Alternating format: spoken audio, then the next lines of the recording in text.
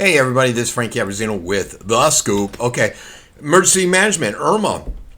We've received some great praise I wasn't involved with Sarasota County, from Craig Fugate.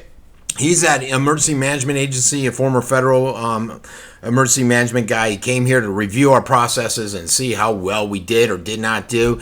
He basically came out and said Sarasota did a great job. One thing he didn't mention though is spending $130,000 on a high-end restaurant for the county employees at the Irma Center. Not sure why that missed the overall review.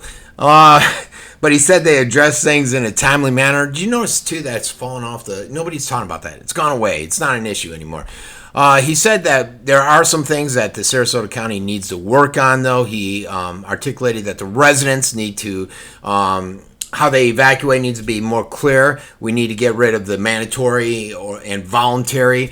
Also, he suggested that instead of having Zone A, Zone B, which was a little confusing, that we say the people on the island here or the west of 75 are specific locations, because that was a little confusing to individuals. He praised them for opening up shelters in phases. They said that the county should open all shelters that are capable of withholding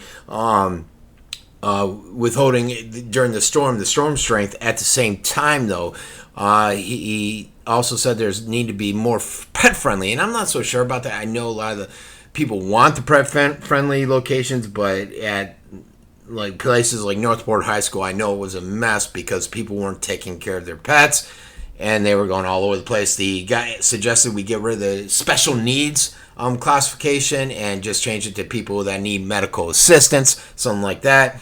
But he did praise the overall response. There still seems to be an issue that Dieter brought up about Venice not having any shelters.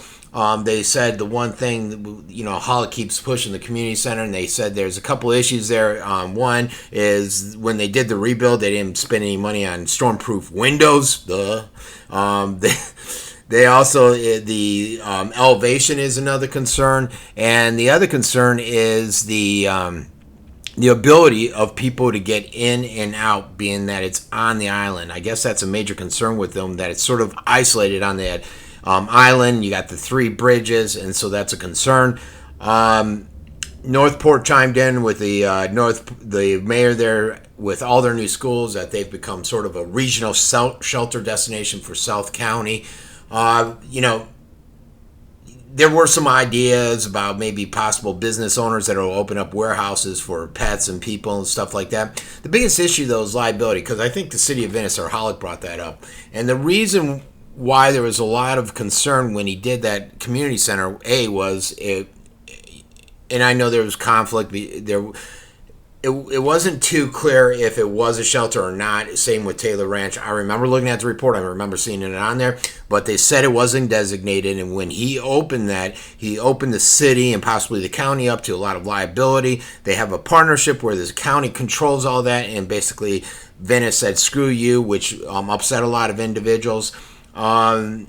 Everybody knows that when I did the interview the morning of the hurricane, there was no food or water there, and this was immediately after the hurricane. Don't get me started on how Hollick praised everybody that helped and didn't mention my name at all, which was amazing. You know what? Sometimes you got to put your chips aside. If you hate someone, you don't like someone, that's fine.